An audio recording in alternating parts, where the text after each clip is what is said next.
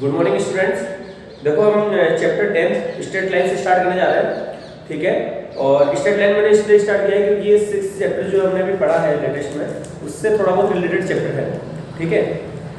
Related ऐसा है कि जो लाइन है, लाइन के बारे में जो बेसिक चीज़ें हैं वो हमने पहले से स्टडी कर ली है कि जो आपकी लाइन होगी, यानी कि इसमें एक्स वाला कोफिशिएंट, वाई कोफिशिएंट, एक्स वाली टर्म, वाई वाली टर्म और कांस्टेंट तीनों टर्म है, तो वो लाइन आपके दोनों एक्सिस को कट करेगी।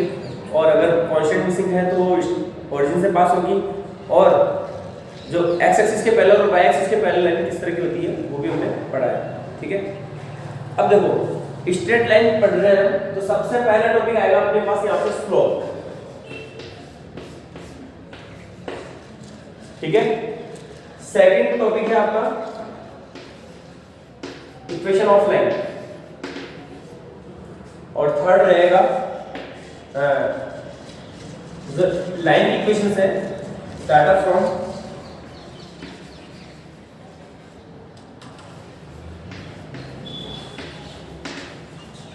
इक्वेशन, लाइन की इक्वेशन से हमें डाटा फाइंड आउट कर निकालना है, ठीक है।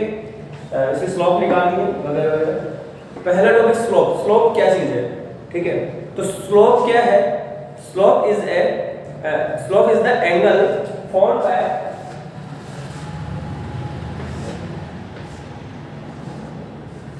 slope is the tangent of angle formed by positive x axis with the line, ठीक है। इस लाइन का x एक्सिस से पॉजिटिव डायरेक्शन में, पॉजिटिव डायरेक्शन कौन सी होती है? एंगल की पॉजिटिव डायरेक्शन होती है एंटी क्लॉकवाइज, और हमेशा हम x एक्सिस के पॉजिटिव वाली साइड से हम स्टार्ट करते हैं, ठीक है। इधर से यहीं से हम मेजर स्टार्ट करते हैं और यहां से जो लाइन आ रही है इसका जो एंगल फॉर्म कर रही है इसकी टेंजेंट को हमने स्लोप दिया है। क्या है स्लोप? यहां से slope is the m equals to tan theta, ठीक है। स्लोप क्या होगी? इस एंगल की टेंजेंट, तो m equals to tan theta. Generally हम इसको m से डिनोट करते हैं, ठीक है। लेकिन उससे पहले कुछ आइडेंटिटीज जो आपके पहले आप छोटी क्लासेस में पढ़ चुके हो, 9th और 10th में पढ़ चुके हो, उन क्लासेस में आपकी कुछ आइडेंटिटीज आई हैं। जैसे कि अभी 204 पेज नंबर पे जो है distance between 2 points P and Q, ठीक है।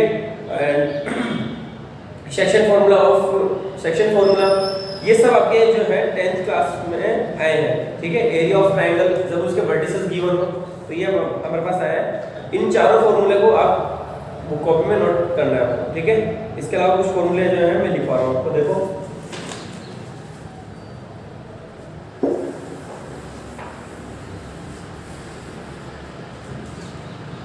स्लोप m इक्वल टू हो जाएगा आपके पास tan थीटा, ठीक है। और अब दूसरा तरीका क्या है कि हमारे पास अगर किसी लाइन पर दो पॉइंट अगर आपको गिवन है, सपोज ये x1 y1 और x2 y2, और आपके पास एंगल आपको गिवन नहीं है, ठीक है। हमारे को इस लाइन पर कोई भी दो पॉइंट अगर आपको गिवन है और एंगल आपको गिवन नहीं है तो आप स्लोप कैसे फाइंड आउट करोगे? तो स्लोप का फॉर्मूला होगा वहां पे हमारे पास y2 minus y1 upon x2 minus x1। तो स्लोप के बारे में समझ में आया। स्लोप क्या है कि x एक्सिस से पॉजिटिव डायरेक्शन में बनने वाला जो एंगल है उसके टेंजेंट को हमने स्लोप दे दिया है, ठीक है। तो यहां से दोनों इक्वेशन से क्या हो गया? tan theta. अगर आपको कभी एंगल निकालना है और पॉइंट गिवन है तो यहां से हम फाइंड आउट कर सकते हैं, ठीक है। अब इसके बाद आया आपके पास condition for parallelism and perpendicularity of line in terms of their slopes. इनके स्लोप्स में जब अगर दो लाइन है, सपोज जैसे ये लाइन है, इसी के पैरेलल कोई लाइन है दूसरी, तो ऑब्वियसली जितना एंगल ये वाला बन रहा है उतना एंगल इसके साथ भी बनेगा, एक्स एक्सिस के एंगल दोनों का सेम होगा। इसका मतलब क्या होगा? स्लोप जो है वो दोनों की सेम होगी। तो यहाँ पे first if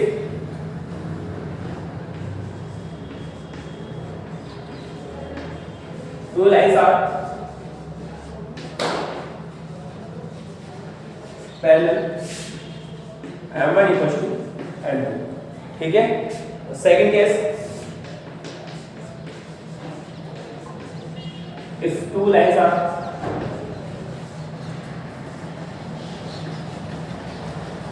perpendicular to each other,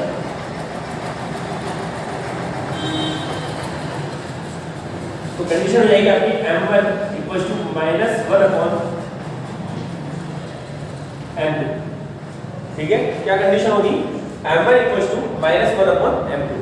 अगर दो लाइन आपस में परपेंडिकुलर है, जैसे सपोज ये वाली लाइन है और इसी लाइन के दूसरी लाइन परपेंडिकुलर है, ठीक है। तो इसका जो एंगल होगा, क्या एंगल बनेगा आपका, देखो यहां से ये वाला एंगल थीटा है, ठीक है। देखो सही से,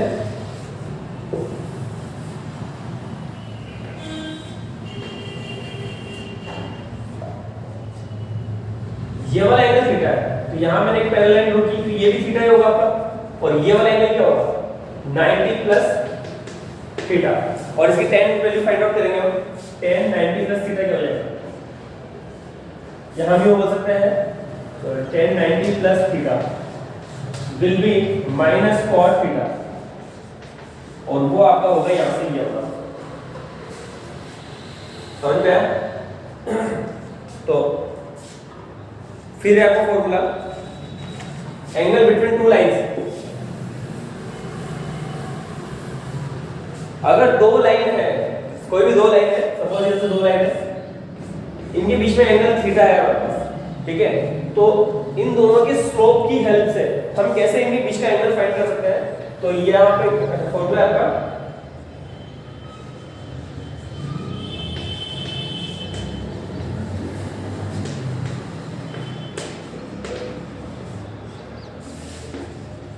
tan theta equals to mod of m2 minus m1 upon 1 minus m1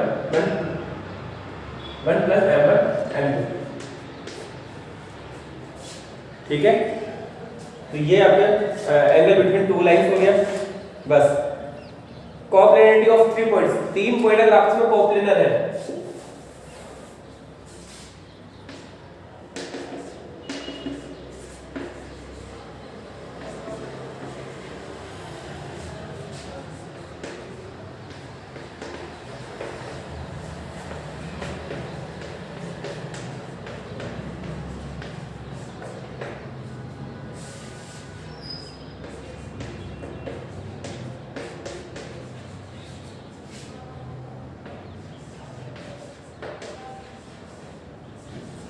collinear, sorry, अगर 3 पॉइंट्स अगर आपके कोलिनियर है तो क्या कंडीशन होगी इसकी, देखो क्या कंडीशन होगी कि भाई इन दोनों पॉइंट से जो स्लोप आएगी वही स्लोप इस बाकी इन दो पॉइंट से आएगी, ठीक है ना। तो क्या हो जाएगा sir, h2 y2 minus y1 upon h2 minus x1 will be equal to y3 minus y2 या y1 upon x3 minus x1, ठीक है। कोई भी दो पॉइंट की स्लोप निकाली, फिर बाकी कोई भी दो पॉइंट की और स्लोप निकाली, वो इक्वली आएगी आपकी। तो ये कोप्लेनरिटी की आपकी कोलिनियरिटी की आपकी कंडीशन होगी, ठीक है। यहाँ आपके जो ये फॉर्मूले जो फर्स्ट एक्सरसाइज को से रिलेटेड जो भी फॉर्मूले हैं वो कंप्लीट हो गए, और आप चाहो तो यहाँ से एक पेज या 2 पेज छोड़ सकते हो, क्योंकि बाकी आगे जो एडिटिव आएगी उनको भी हम यहाँ पे नोट करेंगे, ठीक है। अब देखो आपकी एक्सरसाइज आपकी 10.1 एक्सरसाइज जो है वो आपके ओनली स्लोप फॉर्मूले पे, इस स्लोप इन दोनों फॉर्मूले पे डिपेंडेंट है, ठीक है। उसमें आपके एक तो पैरेलल होने की कंडीशन और परपेंडिकुलर की कंडीशन भी आपकी यूज होगी बार बार, और दो प्लेन के बीच में एंगल निकालने का फॉर्मूला भी आपके यूज होगा, और कोलिनियरिटी वाला भी फॉर्मूला आपका यूज होगा, ठीक है। तो फर्स्ट क्वेश्चन देखो आप, draw a quadrilateral in the Cartesian plane whose vertices are this।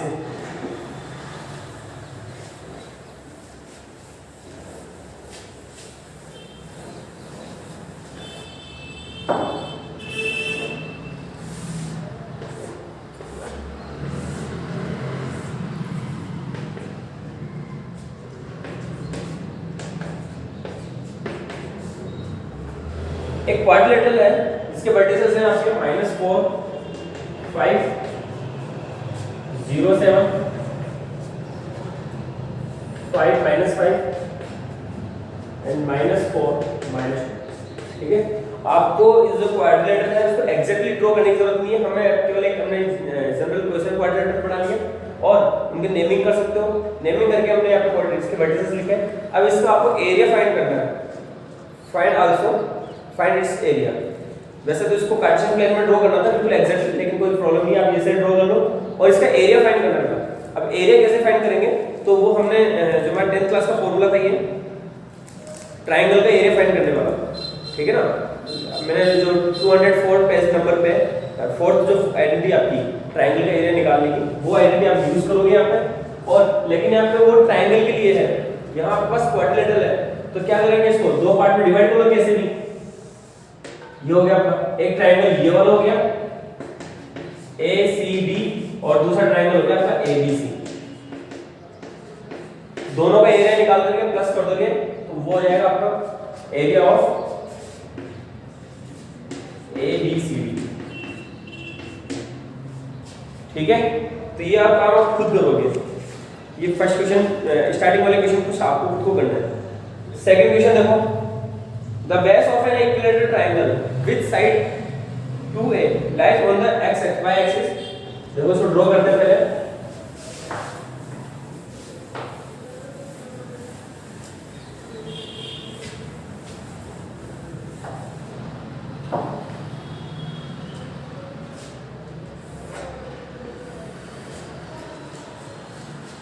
The base of an equilateral triangle with side 2A, equilateral triangle है, उसका बेस आपका जो है 2A है, lies along the y axis, और y axis के along है उसका बेस।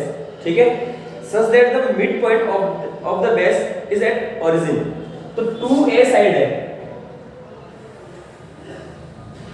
ये 2A साइड होगी, ठीक है, और ये आपका ट्रायंगल हो गया।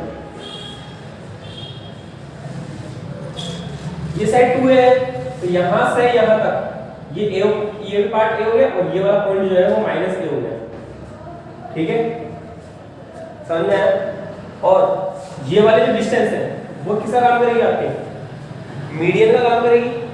Find vertices of the triangle, इसके वर्टिसेस फाइंड करने हैं। ठीक है, तो देखो ये वाला जो पॉइंट है इसको कोऑर्डिनेट क्या होगी, यहां से A डिस्टेंस पर है, टोटल 2A है, और इसका जो बेस का जो मिड पॉइंट है वो आपका यहां पर है। अब ट्रायंगल ये इधर भी बन सकता है और ट्रायंगल इधर भी बन सकता है। ठीक है, दोनों पॉसिबिलिटी है। तो पहले तो इस वाले पॉइंट के कोऑर्डिनेट क्या होंगे, 0A, और इस वाले पॉइंट के कोऑर्डिनेट्स होंगे 0 -A। ठीक है, इस वाले वर्टिसेस के। अब हमें इस वाले वर्टिसेस और इन दोनों के फाइंड आउट करना है। ठीक है, तो देखो ये आपकी सी मीडियन है, ये वाली डिस्टेंस जो है इसका y कोऑर्डिनेट तो 0 होगा, ये तो हमें कंफर्म पता है, क्योंकि x एक्सिस पर है, तो y कोऑर्डिनेट तो क्या होगा इसका, ये आपकी x एक्सिस है, ये y एक्सिस है, ये x डैश और ये y डैश। तो x एक्सिस पर है, इसके वर्टिसेस दोनों इधर भी हो या उधर हो, x y कोऑर्डिनेट तो आपका इसका 0 होगा, ये तो क्लियर है। हमें x कोऑर्डिनेट यहां पे लिखना है कि x कोऑर्डिनेट क्या होगा। तो देखो इसको यार चाहो तो आप नेमिंग कर लो।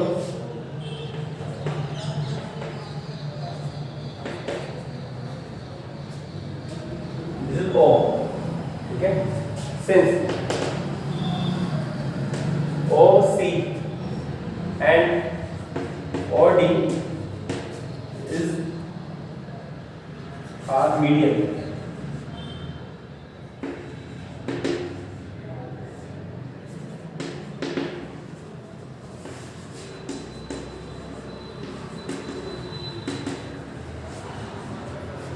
ये दोनों आपकी मीडियन है, और मीडियन इक्विलेटरल ट्रायंगल की मीडियन निकालने का हमारे पास फॉर्मूला है। और क्या होगा फॉर्मूला वो, तो OC = OD = कितनी होगी, फॉर्मूला आपका √3 * साइड अपॉन 2, √3/2 * साइड। ये फॉर्मूला है इसका मीडियन निकालने का, इक्विलेटरल ट्रायंगल की मीडियन निकालने का। ठीक है, क्योंकि इसमें एक ही जैसी इक्वल साइड होती है, तो इसलिए यहाँ पे साइड है। और फॉर्मूला वैल्यू पुट करोगे आप, √3/2, साइड कितनी है 2 है, तो ये हो गए √3A। मतलब क्या होगा कि इसके जो वर्टिसेस है वो हो गए आपके √3A 0, और ये वाला वर्टिकल हो गया -√3a 0। ठीक है, तो सीधा सीधा लिखना है वर्टिकल ऑफ द ट्रायंगल।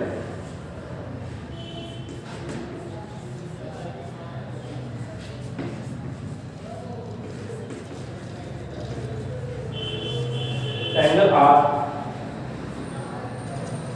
हो जाएगा आपका 0a 0 -a कॉमा √3a 0 और लगा करके हम बाकी इस वाले ट्रायंगल के भी लिखेंगे 0a 0 -a कॉमा -√3a 0। ठीक है, ट्रायंगल जो है हमारा इधर भी बन सकता है और इधर भी बन सकता है, दोनों तरफ बन सकता है। तो ये आपके दोनों पॉसिबिलिटी है, ट्रायंगल ये भी हो सकते हैं और ये भी हो सकते हैं, दोनों possibility. Third question, find the distance between P and Q when PQ is parallel to x axis and PQ is parallel to y axis। देखो कैसे होगा ये,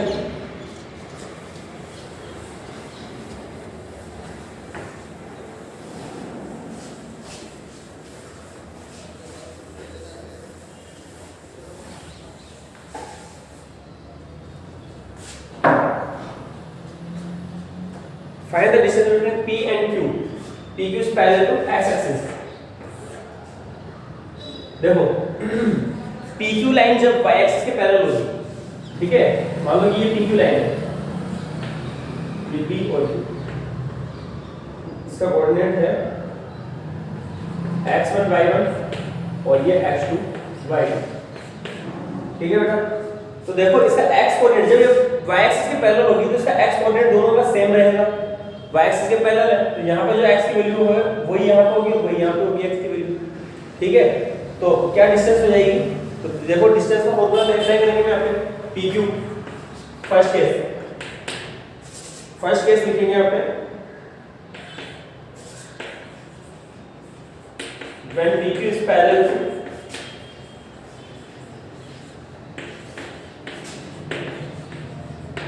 y axis। ठीक है, x1 equals to x2, then distance PQ हो जाएगी आपकी x2 minus x1 का whole square plus y2 minus y1 का होल स्क्वायर, इसका रूट। तो ये वाला पार्ट तो आपका 0 हो जाएगा बेटा, ठीक है ना, दोनों इक्वल है, तो ये वाला तो 0 और ये हो गया आपका y2 माइनस y1 का whole square, then this is y2 minus y1। Mod में आप चाहो तो मोड में अप्लाई करो, अदरवाइज आपको जरूरी नहीं है इसको ऐसे भी। नोट इसलिए लगाया है क्योंकि डिस्टेंस है, डिस्टेंस कभी भी आपकी नेगेटिव नहीं होगी, ध्यान रखना। डिस्टेंस, एरिया, वॉल्यूम ये कभी भी हमारे नेगेटिव नहीं होते हैं, इसलिए यहाँ पे मैंने मोड लगाया। हो सकता है कि y2 की वैल्यू कम हो और y1 की वैल्यू ज़्यादा हो, तो ये नेगेटिव आ सकता है, नेगेटिव आएगा तो हमें इसका आंसर पॉजिटिव ही लिखना है। ठीक है, और सेकंड केस की PQ is parallel to x axis, तो सेम क्वेश्चन आप लिखोगे यहाँ पे when PQ is parallel to x axis, उस टाइम उस वक्त क्या हो जाएगा आपका, उसको हो जाएगा आपका सेकंड केस में y1 will be equal to y2, तो ये वाला पार्ट आपका 0 हो जाएगा और इसका आंसर आ जाएगा x2 माइनस x1। क्लियर, आप खुद करोगे second part. Fourth one, find A point on the x axis which is equidistant from the point 76 and 34। क्या क्वेश्चन है आपका, देखो हम यहाँ पे एक तरह से ज्योमेट्री वाले चैप्टर में स्टार्ट कर रहे हैं, तो डायग्राम जो है आपको लगभग सभी क्वेश्चन में बनाना है। कुछ क्वेश्चन हैं जिनमें जरूरी नहीं होगा, लेकिन ज्यादातर क्वेश्चन में आपको डायग्राम जरूरी होगा। ठीक है, तो डायग्राम आपको बनाना ही है। तो देखो आपका support question,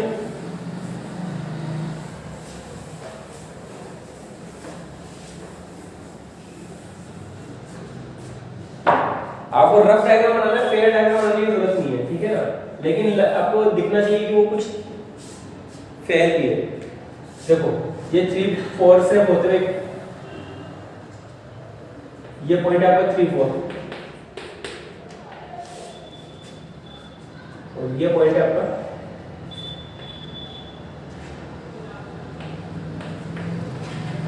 7 6। Find a point on the x axis, x axis पे कोई पॉइंट फाइंड करना नहीं है। ठीक है, तो x एक्सिस पे कोई अगर पॉइंट एज्यूम करना है मुझे, तो किस तरह का एज्यूम A0, ठीक है।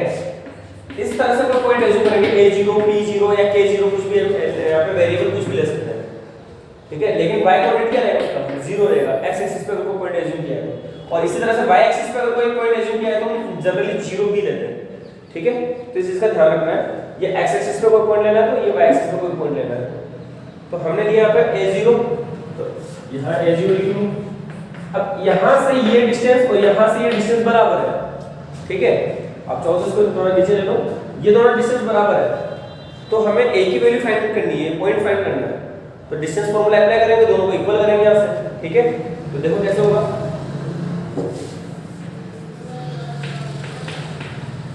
Late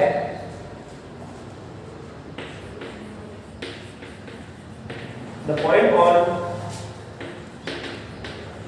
x axis is b as it, ठीक है। तो क्या मतलब है इसका,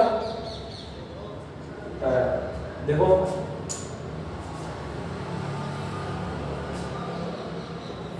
थ्री माइनस ए का होल स्क्वायर प्लस 4 माइनस 0 का whole square will be equal to 7 minus a whole square plus 6 minus 0 का होल स्क्वायर। क्लियर। देखो यहाँ से क्या है, दोनों साइड हमने रूट स्क्वायर कर दिया, तो ये हो जाएगा 3 माइनस ए का whole square plus 16 equals to 7 minus a whole square plus 36। Bracket open कर लेते हैं, 9 plus a square minus 6a plus 16 equals to 49 plus a square minus 14a। A square से ए स्क्वायर आपका cancel हो जाएगा, और 14a को अगर मैं इधर ट्रांसफर कराऊं तो इधर हो जाएगा आपका 8a, ठीक है। और ये आपका यहाँ से नंबर 49, 25 से माइनस करो तो 49 प्लस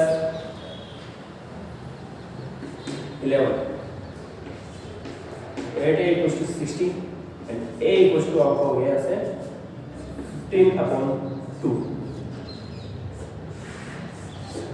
और आप चाहो तो उसको 7.5 ले सकते हो, ठीक है।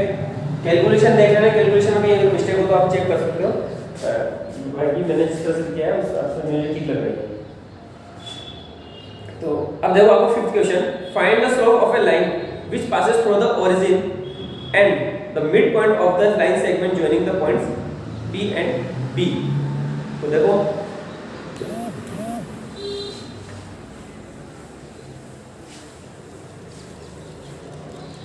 हमें एक ऐसी लाइन की स्लोप निकालनी है जो कि ओरिजिन से भी पास हो रही है और इन दोनों P और B जो दे रखा है इन दोनों के मिड पॉइंट से भी पास हो रही है, ठीक है। तो पहले तो मिड पॉइंट निकालेंगे, mid point of PB।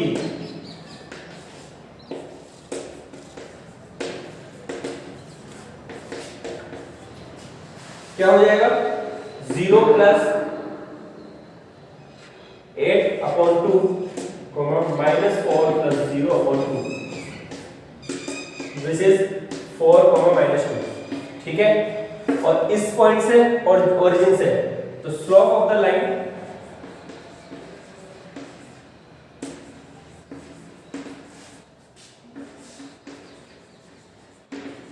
Passing from 4 minus 2 and origin। तो दो पॉइंट हो गए हमारे पास, एक तो ये वाला पॉइंट और एक ओरिजिन 0 0, ठीक है। तो स्लोप क्या हो जाएगी, m equals to 4 minus 0 upon minus 2 minus 0, sorry हाँ ठीक है, माइनस 2 पर आएगा माइनस 2 माइनस 0 अपॉन 4 माइनस 0, ठीक है। तो ये हो जाएगा माइनस के 1/2। इस तरह से आपका इक्वेशन 5th कंप्लीट हुआ। तो आज के लिए इतना ही काफ़ी है। यहाँ से जो नेक्स्ट क्वेश्चन है 6th, वो आपका कल मैं करवाता हूँ, ठीक है।